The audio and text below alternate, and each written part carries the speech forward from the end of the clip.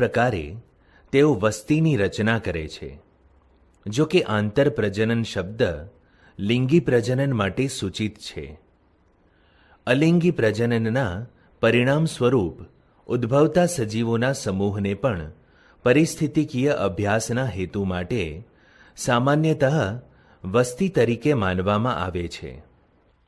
ભેજયુક્ત જમીનમાં બધા જ દરિયાઈ પક્ષીઓ, ત્યજાયેલ વસવાટમાં રહેતા ઉંદરો, વનક્ષેત્રના સાગના વૃક્ષો, સંવર્ધન પાત્રમાંના બેક્ટેરિયા તથા તળાવમાં કમળના છોડવાઓ વસ્તીના કેટલાક ઉદાહરણો છે.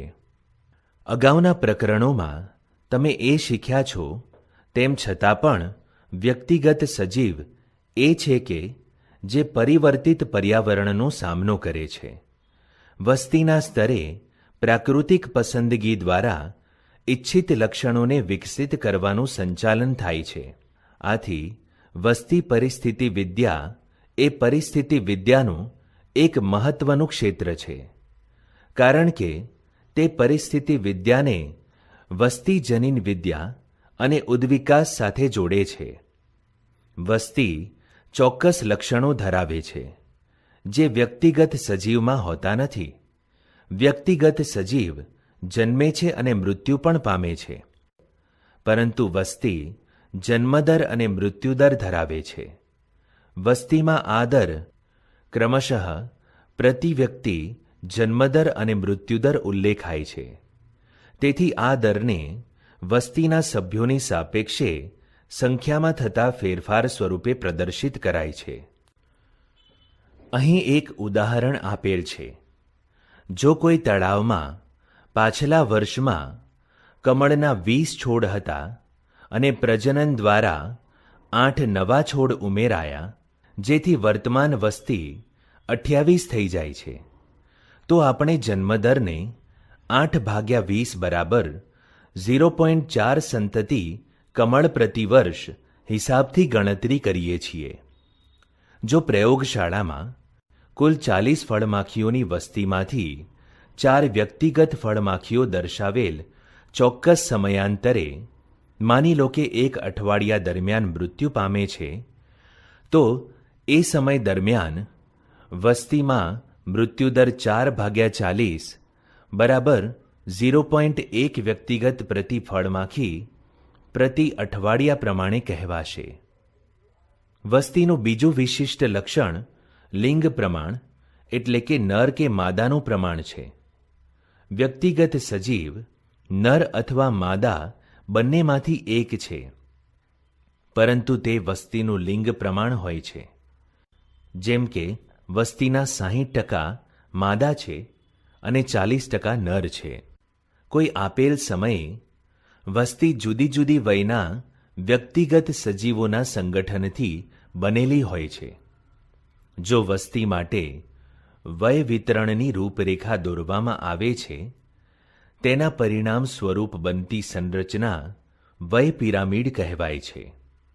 માનવ વસ્તી માટે વય પિરામિડો સામાન્ય રીતે સંયુક્ત આલેખમાં નર અને માદાનું વય વિતરણ દર્શાવે છે. પિરામિડોનો આકાર વસ્તીની વૃદ્ધિ સ્થિતિ પ્રતિબિંબિત કરે છે કે એ વધી રહી છે, બી સ્થાયી છે કે સી ઘટી રહી છે. વસ્તીનું કદ નિવાસ સ્થાનમાં તેની સ્થિતિ વિશે આપણને ઘણું બધું કહી જાય છે. વસ્તીમાં આપણી ઈચ્છા મુજબ ગમે તે પરિસ્થિતિકીય પ્રક્રિયાઓની શોધખોળ કે તપાસ કરીએ, પછી ભલે તે બીજી જાતિઓ સાથેની સ્પર્ધાનું પરિણામ હોય, પરભક્ષીનો પ્રભાવ હોય, જંતુનાશક વપરાશની અસર હોય, આપણે તેનું મૂલ્યાંકન હંમેશા વસ્તીના કદમાં થતા કોઈ પરિવર્તનના સંદર્ભમાં જ કરીએ છીએ. પ્રકૃતિમાં વસ્તીના કદની કોઈ પણ વર્ષમાં આટલી ઓછી સંખ્યા 10થી પણ ઓછી કે ખૂબ જ વધારે લાખોમાં જઈ શકે છે. વસ્તીનું કદ વધુ તકનીકી રીતે જોઈએ તો વસ્તી ગીંચતા એ આવશ્યક નથી કે વસ્તીને માત્ર સંખ્યાની રીતમાં જ માપી શકાય. તેમ છતાં વસ્તી ગીચતાનું સૌથી વધુ યોગ્ય અને ઉચિત માપ સામાન્ય રીતે તેની કુલ સંખ્યા જ છે. કેટલાક કિસ્સાઓમાં તે અર્થહીન હોય છે અથવા તેનું નિર્ધારણ કરવું મુશ્કેલ હોય છે. કોઈ પણ વિસ્તારમાં જો 200 કોંગ્રેસ ઘાસના છોડ છે, પરંતુ એ જ વિસ્તારમાં મોટી છત્રછાયા ધરાવતું ફક્ત એકલું વિશાળ વટવૃક્ષ પણ છે, તો એમ કહેવું પડે કે ગાજર ગ્રાસના પ્રમાણની સાપેક્ષે વટવૃક્ષની વસ્તી ગીચતા ખૂબ જ ઓછી છે. એટલે કે એ સમાજમાં વટવૃક્ષની ગંજાવર ભૂમિકા અવગણવા બરાબર છે. આવા કિસ્સાઓમાં ટકાવારી આવરણ કે જૈવભાર એ વસ્તીના કદનું વધુ અર્થપૂર્ણ માપન છે. જો વસ્તી ખૂબ જ વિશાળ હોય અને ગણતરી અસંભવ કે ગણતરીમાં વધુ સમય લાગે એવો છે, તો તેની કુલ સંખ્યા એ સરળતાથી અપનાવવા યોગ્ય માપન નથી. જો તમારી પાસે પ્રયોગશાળામાં પેટ્રી ડીશમાં બેક્ટેરિયાનું ઘટ્ટ સંવર્ધન છે, તો તેની ગીચતા જાણવાનું સર્વોત્તમ માપન કયું છે? ક્યારેક ચોક્કસ પરિસ્થિતિકીય સંશોધનો માટે નિરપેક્ષ વસ્તી ગીચતા જાણવાની આવશ્યકતા હોતી નથી. સાપેક્ષ ગીચતાથી પણ આ ઉદ્દેશ દીઠ પકડવામાં આવેલી માછલીઓની સંખ્યા એ તળાવમાં તેની કુલ વસ્તી ગીચતાનું સારું પર્યાપ્ત માપન છે. આપણે વાસ્તવિક રીતે ગણતરી કર્યા વગર કે તેને જોયા વગર પરોક્ષ રીતે વસ્તીના કદનો અંદાજ લગાવવાની મોટે ભાગે ઉપકૃતતા કરીએ છીએ. આપણા રાષ્ટ્રીય ઉદ્યાનો અને વાઘ આરક્ષણ ક્ષેત્રોમાં વાઘની વસ્તી ગણતરી ઘણીવાર તેના પગલાંની નિશાનીઓ તથા મળગુટિકાઓને આધારે થાય છે.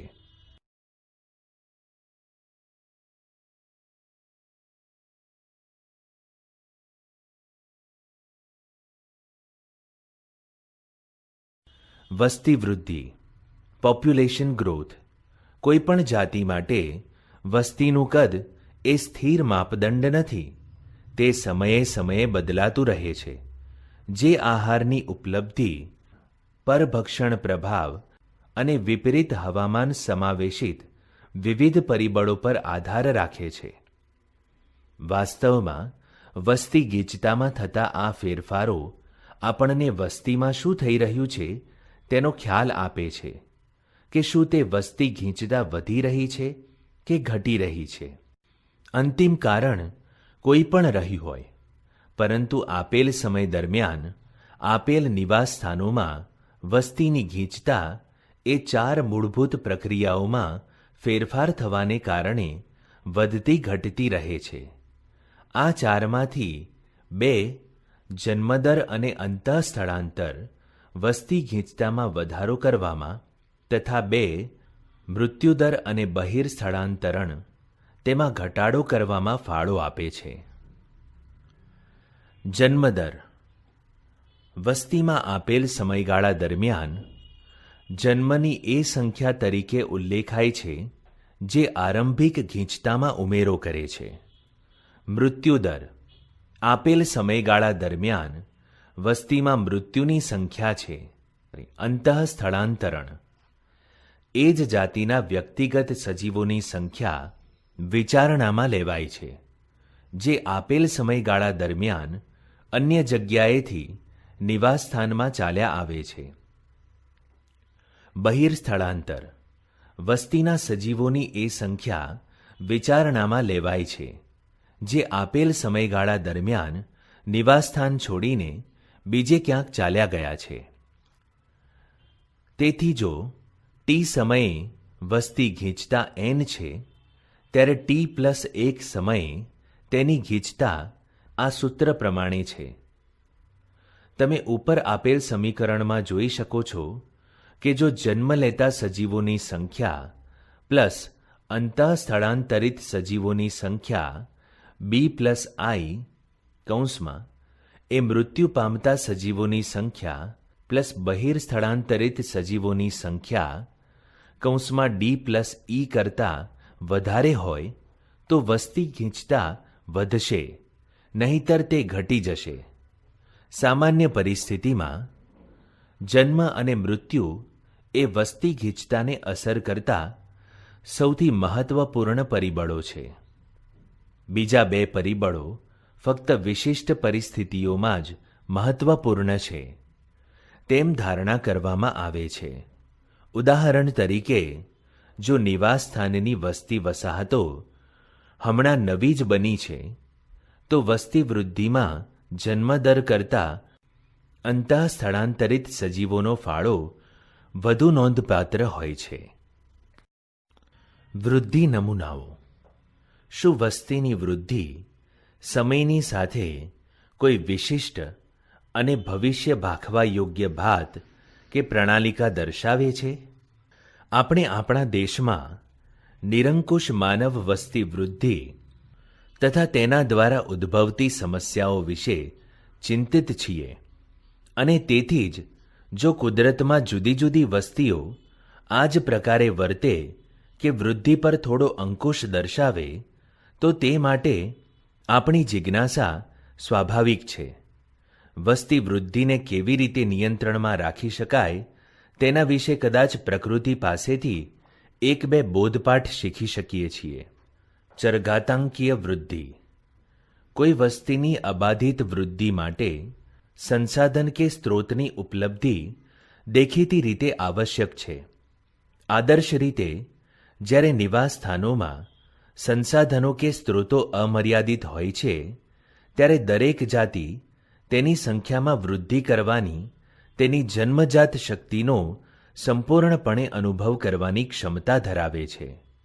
જેવું કે ડાર્વિને જ્યારે પ્રાકૃતિક પસંદગીનો તેનો સિદ્ધાંત વિકસતો હતો ત્યારે અવલોકન કર્યું હતું, ત્યારે ચરઘાતાંકીય કે ભૌમિતિક શૈલીમાં વસ્તી વૃદ્ધિ હતી. જો એન કદની વસ્તીમાં જન્મદર હોય તો બી રૂપે મૃત્યુદર ડીના રૂપે પ્રસ્તુત કરવામાં આવે છે.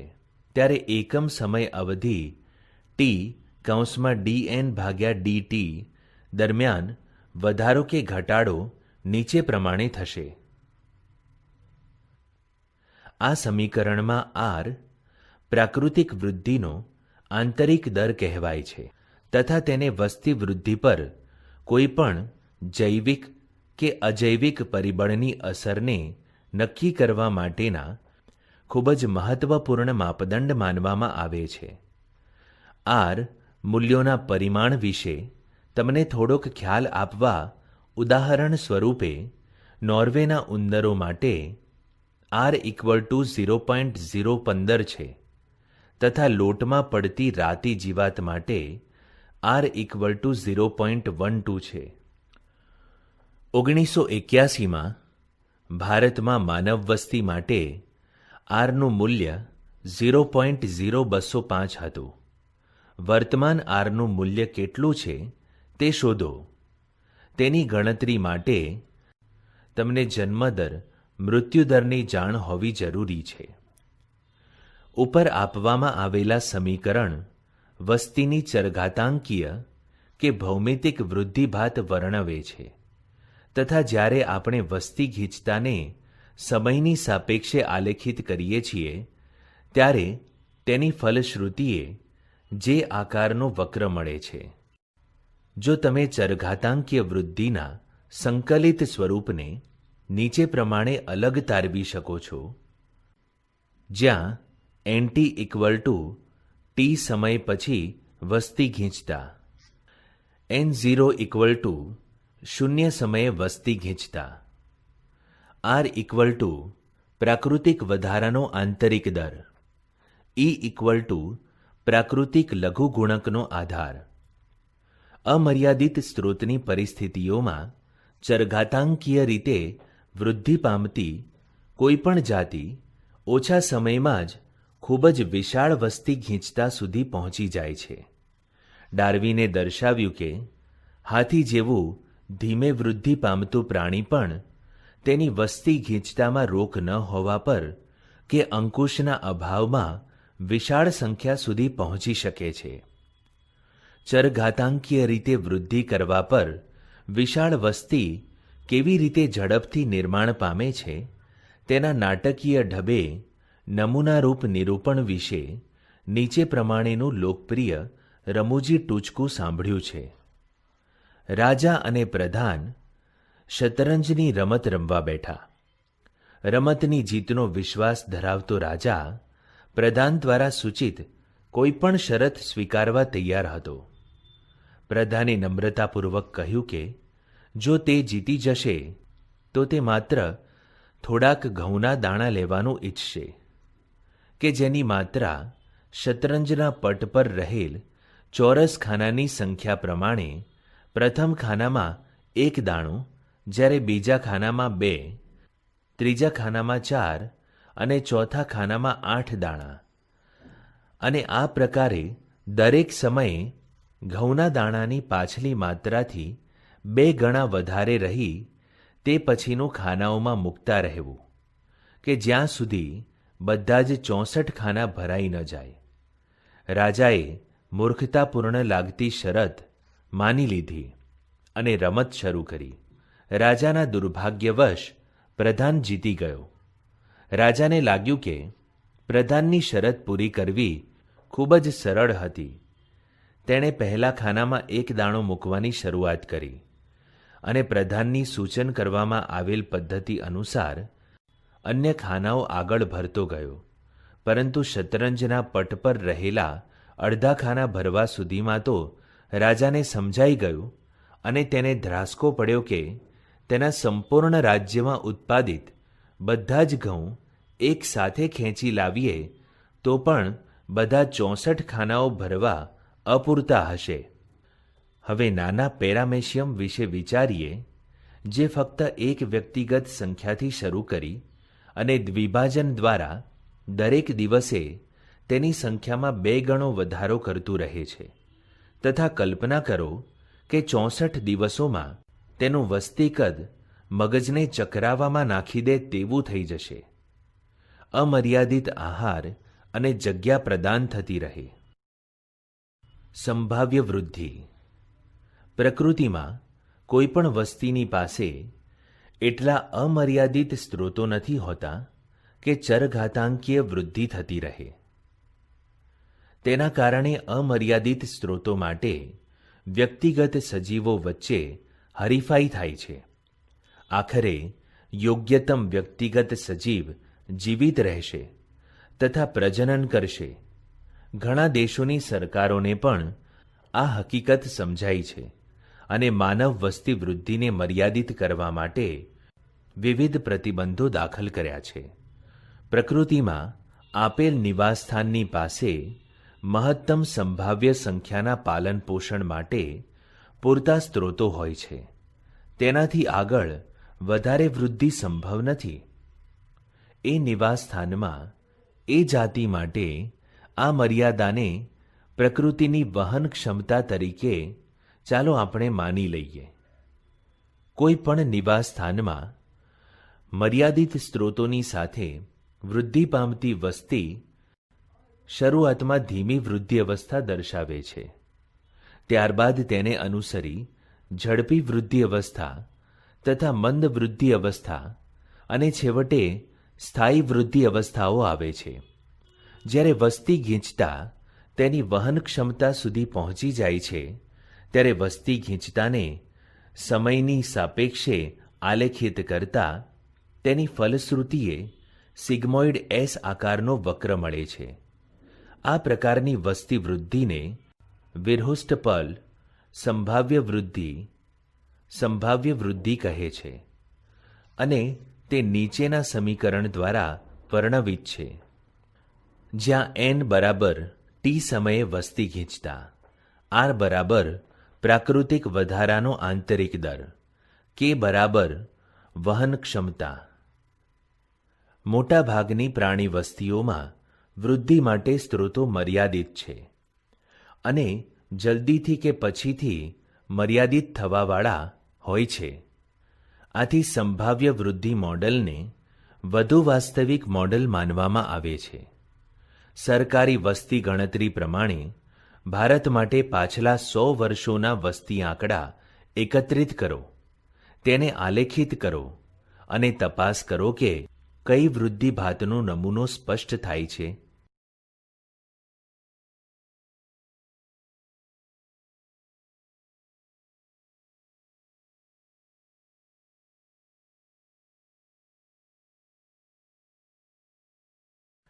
જીવન વૃત્તાંત વિવિધતાઓ, લાઈફ હિસ્ટ્રી વેરિએશન. વસ્તી જે નિવાસ સ્થાનમાં રહે છે તેમાં પોતાની મહત્તમ પ્રજનન યોગ્યતા, જેને ડાર્વિનિયન યોગ્યતા પણ કહેવામાં આવે છે, તે માટે વિકસિત હોય છે. ખાસ પ્રકારના પસંદગી દબાણને વશ સજીવો ઉત્તમ કાર્યદક્ષ પ્રાજનનિક પ્રયુક્તિ તરફ વિકાસ કરે છે.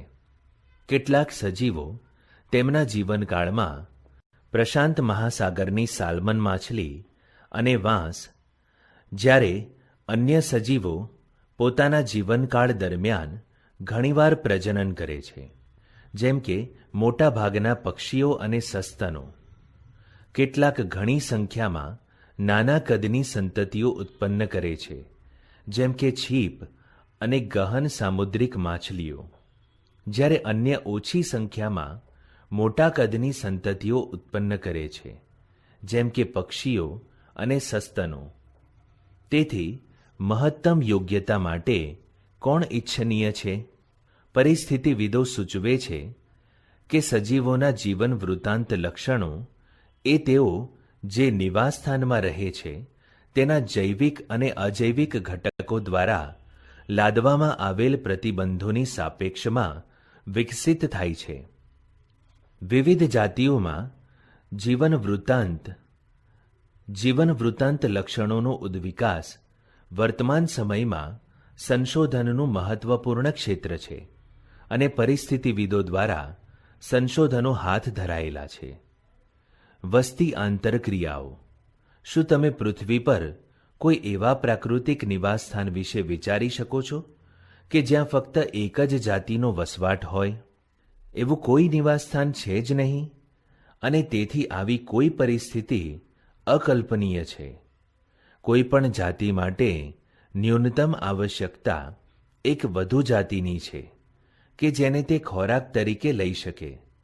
વનસ્પતિ જાતિઓ પણ પોતાનો ખોરાક જાતે બનાવે છે, પરંતુ તેઓ એકલી જીવી શકતી નથી.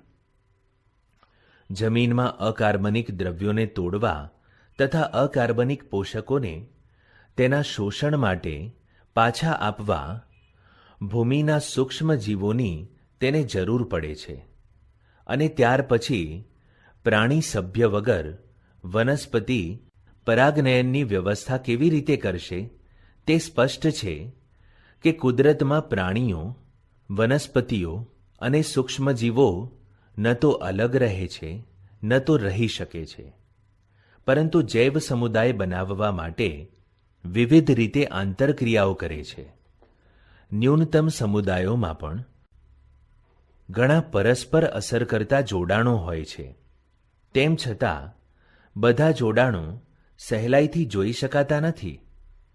આંતરજાતીય આંતરક્રિયાઓ બે જુદી જુદી જાતિઓની વસ્તીની આંતરક્રિયાથી ઉદ્ભવે છે. તે ક્રિયાઓ એક જાતિ કે બંને જાતિઓ માટે લાભકારી, હાનિકારક કે તટસ્થ હોઈ શકે છે. લાભદાયક આંતરક્રિયાઓ માટે પ્લસ ચિહ્ન, હાનિકારક માટે માઇનસ ચિહ્ન તથા તટસ્થ માટે 0 ચિહ્નની નિશાની કરેલ છે. તો ચાલો આંતરજાતીય આંતરક્રિયાઓના બધા શક્ય પરિણામો પર નજર કરીએ. કોષ્ટક નીચે પ્રમાણે છે. એકબીજા સાથેની પારસ્પરિક ક્રિયાઓમાં સહોપકારિતામાં બંને જાતિઓને લાભ થાય છે અને સ્પર્ધામાં બંનેને નુકસાન થાય છે. પરોપજીવન અને પરભક્ષણ બંનેમાં ફક્ત એક જ જાતિને લાભ થાય છે, તથા પારસ્પરિક ક્રિયા બીજી જાતિ માટે નુકસાનકારક હોય છે. એવી પારસ્પરિક ક્રિયા કે જ્યાં એક જાતિને લાભ થાય છે અને બીજીને ન તો લાભ થાય છે કે ન તો હાનિ, તેને સહભોજિતા કહે છે. જ્યારે બીજી બાજુ પ્રતિજીવનમાં એક જાતિને હાનિ થાય છે, જ્યારે બીજી જાતિ અપ્રભાવિત રહે છે. પરભક્ષણ, પરોપજીવન અને સહભોજિતા આ ત્રણેયની એક સામાન્ય વિશેષતા એ છે કે પારસ્પરિક ક્રિયા કરવાવાળી જાતિઓ નજીકથી એક સાથે જ રહે છે. પરભક્ષણ, પ્રિડેશન. જો કોઈ સમુદાયમાં વનસ્પતિઓને ખાવા માટે પ્રાણી જ ન હોય તો સ્વયંપોષી સજીવો દ્વારા સ્થાપન કરવામાં આવેલી એ બધી ઉર્જાનું શું થાય? પરભક્ષણને તમે પ્રકૃતિની એવી રીત વિચારી શકો છો કે જેમાં વનસ્પતિઓ દ્વારા સ્થાપિત કરવામાં આવેલી ઉર્જા ઉચ્ચ પોષક સ્તરોએ સ્થાનાંતરિત થાય છે. જ્યારે આપણે પરભક્ષી અને શિકાર વિશે વિચારીએ છીએ ત્યારે કદાચ વાઘ અને હરણનું ઉદાહરણ સહેજે જ આપણા મગજમાં આવે છે, પરંતુ કોઈ પણ બીજને ખાનાર ચકલી પણ પરભક્ષીથી ઓછી નથી. તેમ છતાં વનસ્પતિઓને ખાવાવાળા પ્રાણીઓને તૃણાહારીઓના રૂપે અલગ રીતે વર્ગીકૃત કરવામાં આવે છે, પરંતુ તેઓ વ્યાપક પરિસ્થિતિકીય સંદર્ભમાં પરભક્ષીઓથી વધારે અલગ નથી. પોષક સ્તરો સુધી ઉર્જા સ્થાનાંતરિત કરવા માટે સળંગ માર્ગ રચ્યા સિવાય પરભક્ષીઓ એક બીજી મહત્વપૂર્ણ ભૂમિકાઓ પણ ભજવે છે. તેઓ શિકાર વસ્તીને નિયંત્રણમાં રાખે છે, પરંતુ જો પરભક્ષીઓ ન હોય તો શિકાર જાતિઓની વસ્તી ગીચતા ખૂબ જ વધારે થઈ જાય અને નિવસન તંત્રમાં અસ્થિરતા આવી જાય.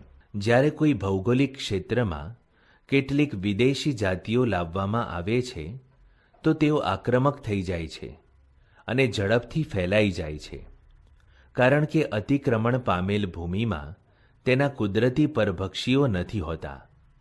1920ની શરૂઆતમાં ઓસ્ટ્રેલિયામાં લાવવામાં આવેલા ફાફડા થોરે ત્યાં લાખો હેક્ટર પ્રક્ષેત્રમાં ઝડપથી ફેલાઈને તબાહી મચાવેલી. છેવટે ફાફડાથોર ખાનાર પરભક્ષીને તેના પ્રાકૃતિક આવાસ ઓસ્ટ્રેલિયા લાવવામાં આવ્યા પછી જ આક્રમક ફાફડાથોરને નિયંત્રિત કરી શકાયા. કૃષિ જંતુના નિયંત્રણમાં અપનાવવામાં આવેલ જૈવિક નિયંત્રણ પદ્ધતિઓ શિકારીની વસ્તીનું નિયમન કરવાની પરભક્ષીની ક્ષમતા પર આધારિત છે. પરભક્ષીઓ સ્પર્ધા કરતી શિકાર જાતિઓની વચ્ચે સ્પર્ધાની તીવ્રતા ઓછી કરીને કોઈ સમુદાયમાં જાતિઓની વિવિધતા જાળવી રાખવામાં પણ મદદરૂપ છે. અમેરિકાના પ્રશાંત મહાસાગરીય કિનારાના પથરાળ આંતરજુવાળીય વિસ્તારના સમુદાયોમાં તારા માછલીની એક જાતિ પાઇસેસ્ટર એક મહત્વપૂર્ણ પરભક્ષી છે. પ્રયોગશાળાની બહાર કરવામાં આવેલ એક ક્ષેત્ર પ્રયોગમાં જ્યારે એકબંધ આંતરજુવાળીય ક્ષેત્રમાંથી બધી તારા માછલીઓ દૂર કરવામાં આવી તો આંતરજાતીય સ્પર્ધાના કારણે એક વર્ષમાં જ અપૃષ્ઠવંશીઓની 10 કરતાં પણ વધારે જાતિઓ વિલુપ્ત થઈ ગઈ.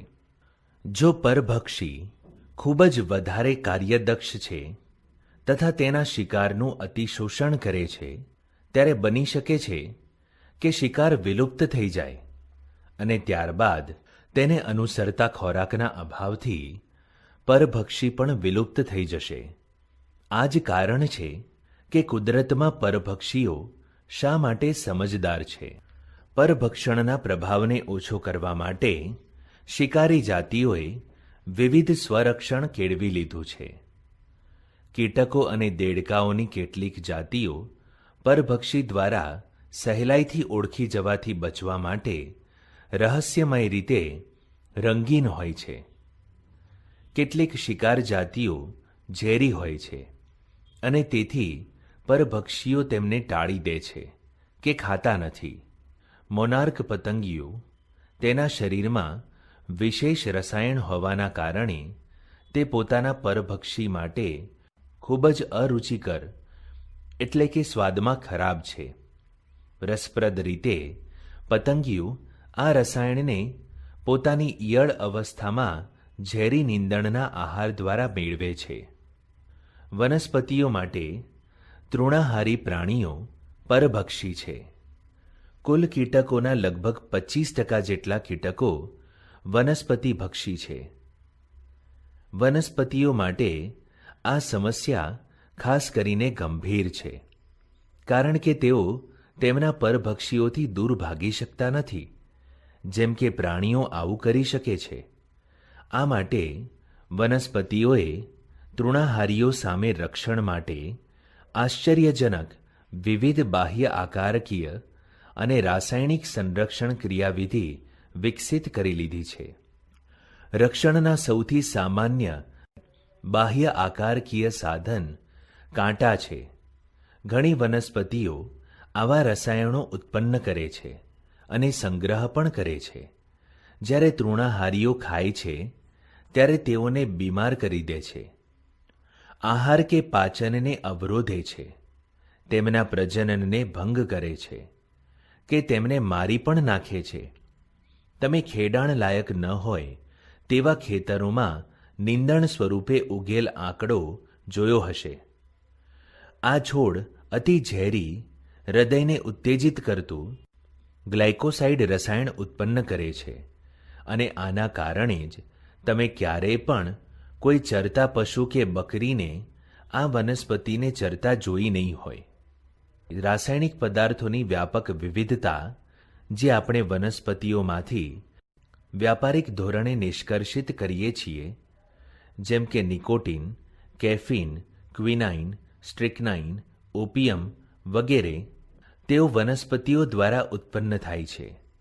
વાસ્તવમાં આ રસાયણો ચરતા પ્રાણીઓથી બચવા માટેનું સ્વરક્ષણ છે. સ્પર્ધા. જ્યારે ડાર્વિને પ્રકૃતિમાં અસ્તિત્વ માટે જીવન સંઘર્ષ અને યોગ્યતમ ચિરંજીવિતા વિશે કહ્યું, ત્યારે તેમણે નક્કી કર્યું હતું કે કાર્બનિક ઉદ્વિકાસમાં આંતરજાતીય હરીફાઈ એક શક્તિશાળી બગ છે. સામાન્યતઃ એ માનવામાં આવે છે કે સ્પર્ધા ત્યારે જ થાય છે જ્યારે નજીકની સંબંધિત જાતિઓ એક જ સરખા સ્ત્રોતો માટે હરીફાઈ કરે છે, જે મર્યાદિત છે, પરંતુ તે સંપૂર્ણપણે સાચું નથી. પહેલી વાત તો એ છે કે સંબંધિત ન હોય તેવી જાતિઓ પણ એક જ સરખા સ્ત્રોતો માટે સ્પર્ધા કરી શકે છે.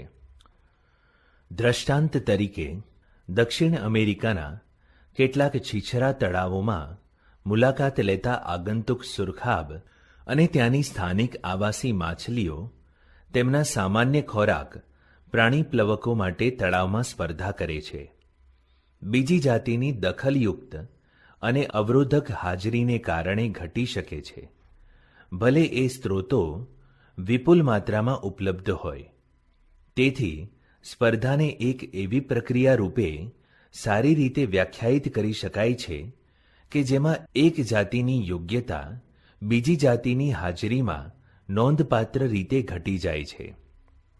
પ્રયોગશાળામાં કરવામાં આવેલ પ્રયોગોમાં તેની સરખામણીનું સરળતાથી નિદર્શન કરાય છે, જેવું ગોસેએ અને બીજા પ્રયોગાત્મક પરિસ્થિતિવિદોએ કર્યું.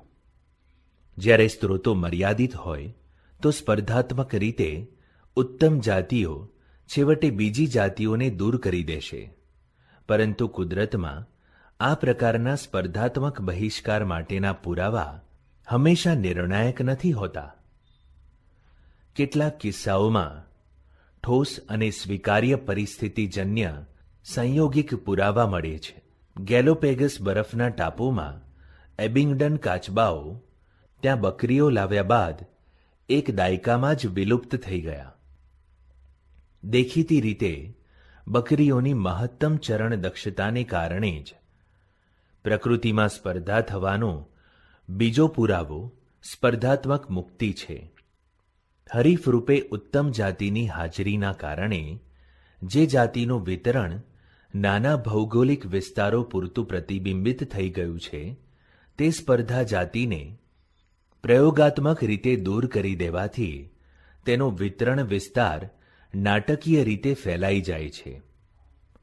કાનેલના લાવણ્યમયી ક્ષેત્ર પ્રયોગોએ દર્શાવ્યું કે સ્કોટલેન્ડના પથરાળ સમુદ્ર તટ પર મોટા અને સ્પર્ધી રૂપે ઉત્તમ બાર્નેકલની આંતરજુવાળીય ક્ષેત્રમાં પ્રભાવિત છે તથા તેને નાના બાર્નેકલને તે ક્ષેત્રમાંથી ખસેડી દીધા.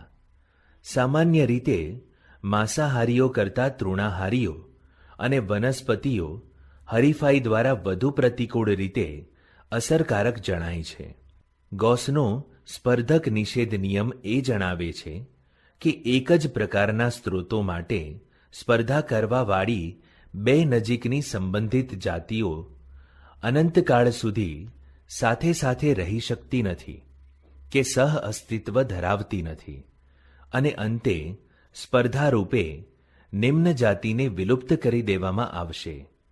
એવું ત્યારે જ સાચું થશે કે જ્યારે સ્ત્રોતો મર્યાદિત હશે, અન્યથા નહીં. સ્પર્ધા વિશેનો વધુ વર્તમાન અભ્યાસ એ આવી કુલ સર્વમાન્યતાની સહાય કરતો નથી. ત્યારે તેઓ પ્રકૃતિમાં આંતરજાતીય સ્પર્ધા થવાના નિયમને નકારતા નથી, પણ તેઓ એ તરફ ધ્યાન ખેંચે છે કે સ્પર્ધાનો સામનો કરવાવાળી જાતિઓ આવી ક્રિયાવિધિ વિકસિત કરી શકે છે. જો નિષેધ સિવાય તેના સહ અસ્તિત્વને પ્રોત્સાહન આપે તો આવી એક ક્રિયાવિધિ સ્ત્રોત વિભાજન છે. ઉદાહરણ તરીકે, જો બે જાતિઓ એક જ સ્ત્રોત માટે સ્પર્ધા કરે છે તો તેઓ ખોરાક માટે અલગ અલગ સમય અથવા અલગ ચારણ કૌશલ્યો પસંદ કરીને સ્પર્ધાથી બચી શકે છે. મેકઆર્થરે દર્શાવ્યું કે એક જ ઝાડ પર રહેતી કુદકીઓની 5 નજીકની સંબંધિત જાતિઓ સ્પર્ધાથી બચવા માટે સફળ રહી અને વૃક્ષ પર કીટકોનો શિકાર શોધવાની તેમની ચારણ પ્રવૃત્તિઓમાં વ્યાવહારિક ભિન્નતાઓના કારણે સાથે સાથે રહી શકી.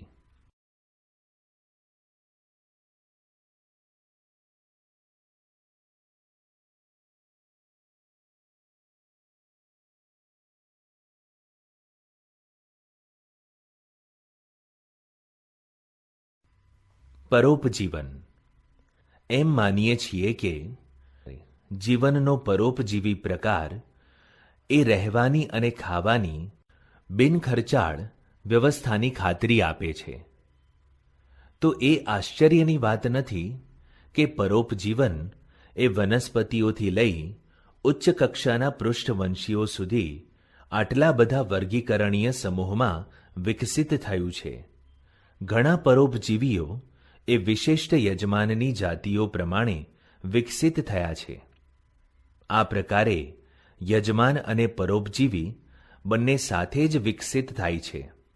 એટલે કે જો યજમાન એ પરોપજીવીઓનો અસ્વીકાર કરવા કે પ્રતિકાર કરવા માટેની ખાસ ક્રિયાવિધિ વિકસિત કરે છે, તો એક જ યજમાન જાતિની સાથે સફળ થવા માટે પરોપજીવીએ તેના યજમાનની ક્રિયાવિધિને નિષ્ફળ તથા બિનઅસરકારક કરવા માટેની ક્રિયાવિધિ વિકસિત કરવી પડશે. તેમની જીવનશૈલીને અનુરૂપ પરોપજીવીઓએ વિશેષ અનુકૂલનો વિકસિત કર્યા છે, જેવા કે જરૂર ન હોય તેવી સંવેદી અંગો ગુમાવવા, યજમાનની ચોંટી રહેવા માટે ગુંદરીય અંગો કે ચૂષકોની હાજરી, પાચનતંત્રનો લોપ તથા ઉચ્ચ પ્રજનન ક્ષમતા. પરોપજીવીનું જીવનચક્ર ઘણીવાર જટિલ હોય છે, જેમાં એક કે બે મધ્યસ્થ યજમાનો કે વાહકો સામેલ હોય છે, જે તેના પ્રાથમિક યજમાનના પરોપજીવીપણાને સુલભ બનાવે છે. માનવ યકૃત કૃમિ તેના જીવનચક્રને પૂર્ણ કરવા માટે બે મધ્યસ્થ યજમાનો પર આધાર રાખે છે. મેલેરિયા પરોપજીવીન બીજા યજમાનો પર ફેલાવા માટે રોગવાહકની આવશ્યકતા રહે છે. મોટા ભાગના પરોપજીવીઓ યજમાનને નુકસાન પહોંચાડે છે. તેઓ યજમાનની ઉત્તરજીવિતા, વૃદ્ધિ અને પ્રજનનમાં ઘટાડો કરી શકે છે તથા તેની વસ્તી ગીચતાને પણ ઘટાડી શકે છે. તેઓ યજમાનને શારીરિક રીતે કમજોર બનાવીને પરભક્ષણ માટે વધુ અસુરક્ષિત બનાવી શકે છે. શું તમે એવું માનો છો કે એક આદર્શ પરોપજીવી એ યજમાનને હાનિ પહોંચાડ્યા સિવાય વૃદ્ધિ પામવા સક્ષમ થવું જોઈએ? ત્યારે પ્રાકૃતિક પસંદગીએ આવા સંપૂર્ણ રીતે હાનિકારક પરોપજીવીઓનો વિકાસ શા માટે નથી કર્યો? યજમાન સજીવની બાહ્ય સપાટી પર આહાર પૂર્તિ માટે આધાર રાખતા પરોપજીવીઓને બાહ્ય પરોપજીવીઓ કહેવાય છે. તેનું પ્રસિદ્ધ ઉદાહરણ મનુષ્યો પર જૂનો સમૂહ અને કૂતરાઓ પર બગાઈઓ છે. ઘણી સામુદ્રિક માછલીઓ અરિત્રપાદ દ્વારા અસરગ્રસ્ત થાય છે. અમરવેલ એક પરોપજીવી વનસ્પતિ છે જે સામાન્યતઃ વાડમાં ઉગતી વનસ્પતિઓ પર વૃદ્ધિ કરે છે. ઉદ્વિકાસ દરમિયાન તેને હરિત દ્રવ્ય અને પર્ણો ગુમાવી દીધા છે. તે યજમાન વનસ્પતિમાંથી તેનું પોષણ મેળવે છે કે જે તેનું પરોપજીવીપણું છે. માદા મચ્છરને પરોપજીવી માનવામાં આવતો નથી. તેમ છતાં પ્રજનન માટે તેને આપણા લોહીની જરૂર પડે છે. શું તમે સમજાવી શકો છો કે શા માટે? તેની વિરુદ્ધમાં અંતઃપરોપજીવીઓ એવા છે કે જેઓ યજમાન સજીવના શરીરમાં વિવિધ સ્થાનો જેમ કે યકૃત, મૂત્રપિંડ, ફેફસા, લાલ રુધિરકોષો વગેરેમાં રહે છે. તેમના અત્યંત વિશિષ્ટીકરણને કારણે અંતઃપરોપજીવીઓનું જીવનચક્ર ખૂબ જ જટિલ છે. તેમના બાહ્યકારકીય અને અંતઃસ્તર રચનાકીય લક્ષણો અત્યાધિક સરળ છે, છતાં તેમની પ્રજનન શક્તિને બળ આપે છે. પક્ષીઓમાં અંડ પરોપજીવી એ પરોપજીવનનું રસપ્રદ ઉદાહરણ છે કે જેમાં પરોપજીવી પક્ષી પોતાના ઈંડા તેના યજમાનના માળામાં મૂકે છે અને યજમાનને એ ઈંડા સેવવા દે છે. ઉદ્વિકાસ પ્રક્રિયા દરમિયાન પરોપજીવીના ઈંડા કદ અને રંગમાં યજમાનના ઈંડાની સાથે મળતા આવે છે.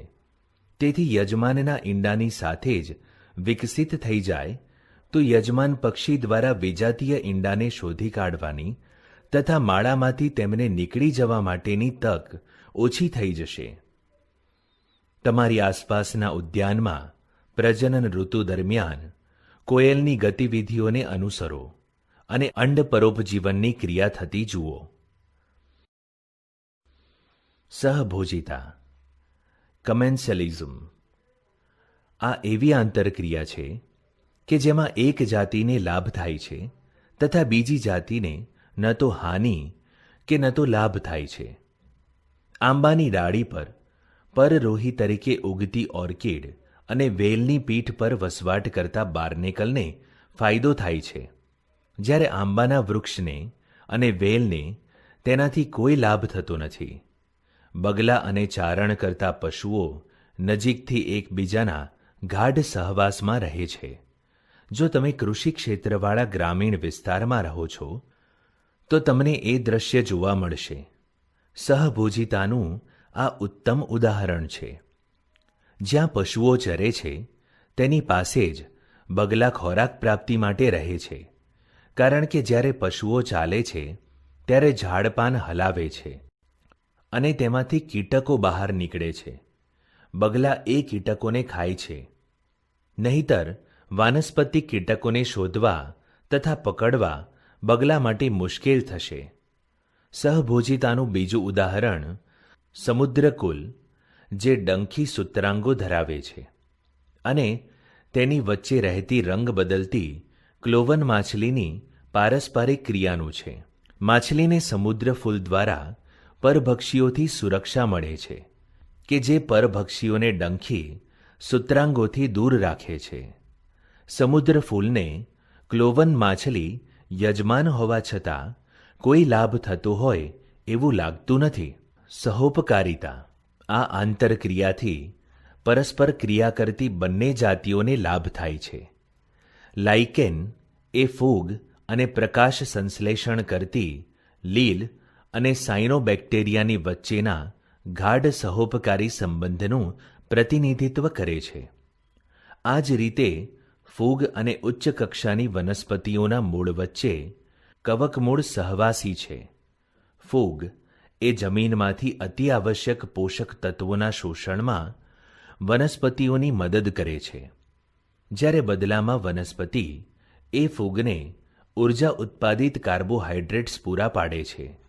સહોપકારિતાના સૌથી શાનદાર અને ઉદ્વિકાસની દ્રષ્ટિએ મોહક ઉદાહરણો વનસ્પતિ પ્રાણી સંબંધોમાં જોઈ શકાય છે. વનસ્પતિઓને તેમના પુષ્પ પરાગનયન માટે તથા બીજના વિકિરણ માટે પ્રાણીઓની જરૂર પડે છે. સ્પષ્ટ રીતે વનસ્પતિઓને જે સેવાઓની અપેક્ષા પ્રાણીઓથી હોય છે તેના માટે કર તો ચૂકવવો જ પડશે. વનસ્પતિઓ પરાગવાહકોને પરાગ અને મધુરસ બીજ વિકિરકોને રસાળ અને પોષક ફળોના સ્વરૂપમાં પુરસ્કાર, પરંતુ સહોપકારી એવા લાભકારી તંત્રને છેતરનારા કે દગાખોરો સામે સુરક્ષા પણ થવી જોઈએ. ઉદાહરણ તરીકે એવા પ્રાણીઓ જે પરાગનયનમાં સહાયતા કર્યા વગર જ મધ ચોરી જાય છે,